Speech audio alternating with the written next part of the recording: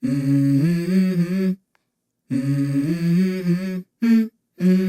go.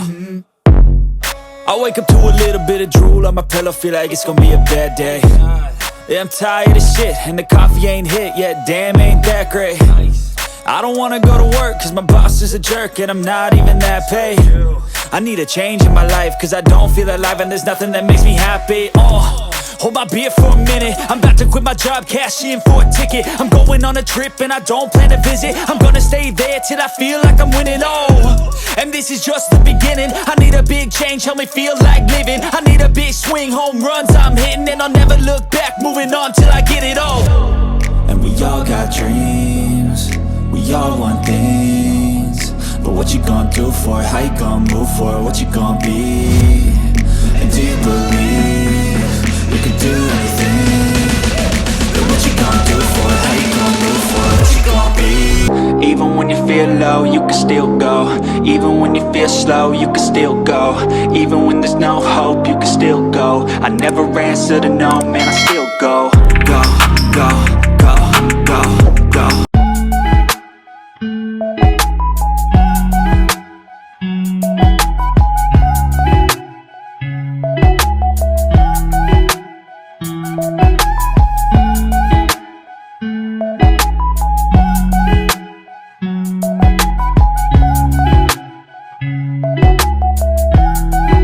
Yo, what's up? Sa magandang araw ulit sa inyo mga kapiskada. So yeah guys, it's nice to be back. For today's video guys, samahan nyo ako dahil meron tayong bibisitahing area dito yan sa may Olongapo. And shoutout sa lahat ng mga taga Olongapo.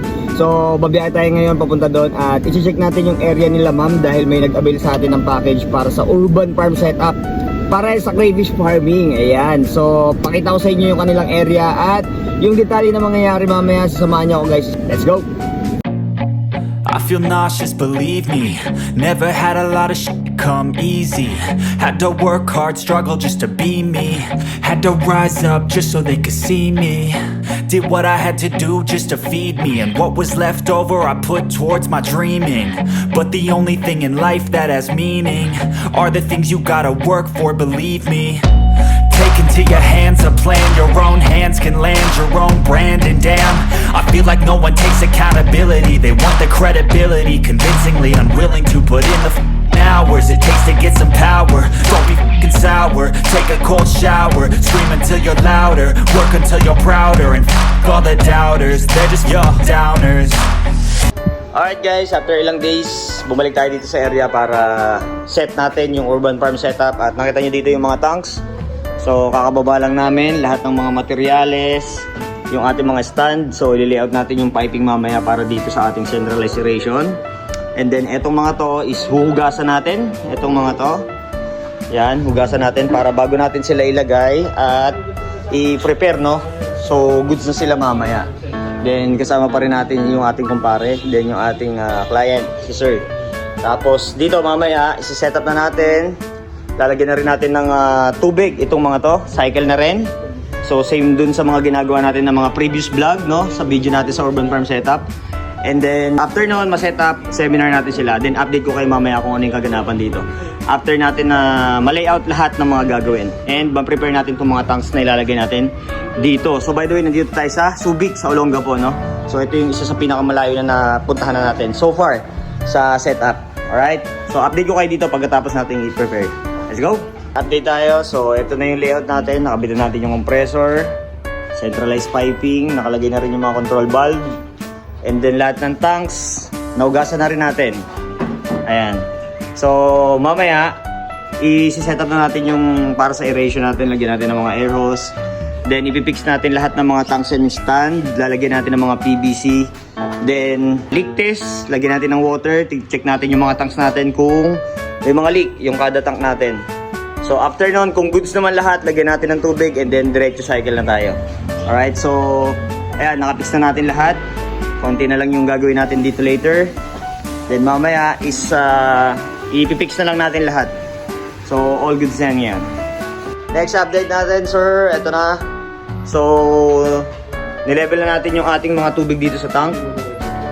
Tapos nailagay na natin yung mga air hose dito. So filtration na lang yung ilalagay natin dito. Then yung mga PVC nahugasan na rin, naka-ready na. para isasalpak na lang natin. And then yung mga divider para sa mga isolation sa mga buried female. Yun yung mga isi-setup na lang natin. And then final lang natin. Then lagay tayo ng tubig para sa mga tanks. So leak test naman tayo mamaya. So konting oras na lang and then seminar tayo mamaya. So ayan. Kung makikita nyo kung gaano kalinis yung tinatrabaho natin. And then sa mga gusto at nagpaplano na mag-avail ng ganitong packages sa atin, mag-PM lang kayo or tumawag sa ating FB page. Ilalagay ko dito sa screen, no? Ayan. So para sa mga inquiries nyo, check nyo lang yung ating FB page. Marami tayong mga ginawa ng sample na ganito. So para may idea rin kayo. Alright? So mamaya, pakita ko sa inyo kung ano yung mga higiging final result dito pag nilagyan natin ng tubig. Nag-power on na tayo, nag-cycle na tayo, pakikita ko sa inyo hanggang sa paglagay natin ng mga crayfish. So meron kaming gagawin dito mamaya para mas mapabilis yung cycle. Let's go! Alright guys, time check tayo. So 5 PM.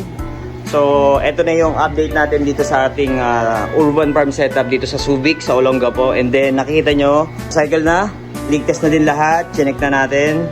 So naka-assort, nakalagay na lahat ng mga PVC pipe natin dito para sa hides.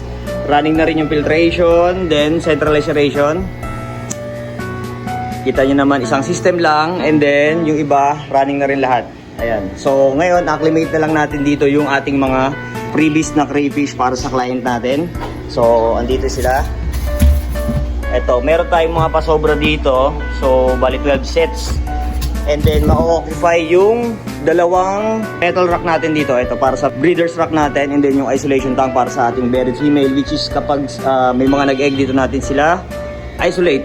So wala pa naman silang available na trapal pond as of now, pero nagbakante tayo sa baba ng dalawa para just in case na meron silang mga craylings na produce ng biglaan. So may nakaabang tayo dito ng dalawang 15 gallon tank para sa mga craylings dito.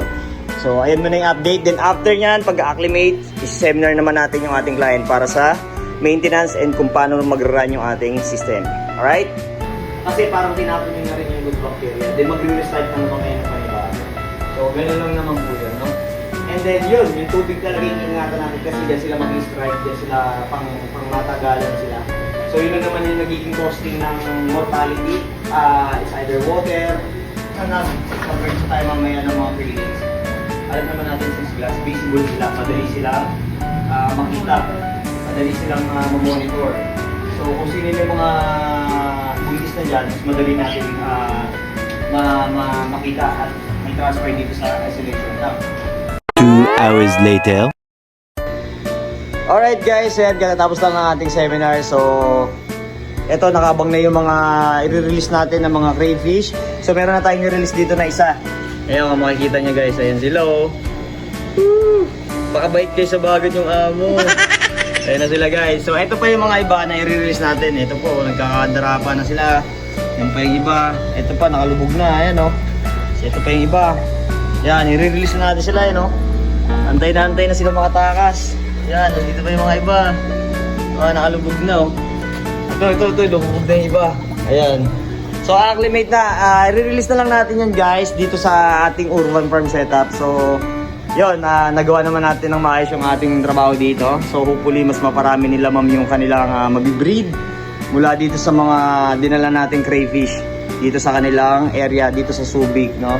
So again, sa mga nagpaplano at gusto magpa-setup ng urban farm setup, tumatanggap po tayo ng mga project na kagaya nito, yung full set package. Mag-PM lang kayo sa ating FB page, Fishkada, eto yan. Tapos mag-PM lang kayo para sa mga inquiries nyo. Nationwide, kahit saan, ginagawa natin yan. At sa mga seminar, no, kung kayo meron na kayong mga alaga, nag-start na kayo mag-farming at gusto nyo mas madagdagan pa yung knowledge nyo regarding sa crayfish farming, nagko-conduct din tayo ng seminar sa ating top yard at pwede ko kayong i-guide at maturuan para sa mga tamang pag-aalaga ng ating mga crayfish. So, ito yung ating urban farm setup. Kung makikita nyo, napakalinis ng trabaho. At syempre, hindi mangyayari yan kundi dahil din sa kasama ko yan, no? Yeah, mamen. Fernan, ayan, paring Fernan. Lagi natin kasama to, katandim natin sa ating mga project, no? So, meron din siyang FB page, ilalagay ko. Eto, yan, sa mga taga-Dasma na malapit sa atin, sa mga naghahanap ng fishing accessories, marami rin siyang available doon. Alright? And shoutout ko rin yung kumpare ko na gumawa ng mga stand na to. Napaka-solid din, si paring Albert, no? So shoutout pa rin at kasama rin natin sa paggagawa ng mga ganitong project. So sa mga interested, mag-PM lang kayo guys, kahit saan tumatanggap tayo dyan. Alright? Ayan, ito guys, pakita ko lang sa inyo. Alright.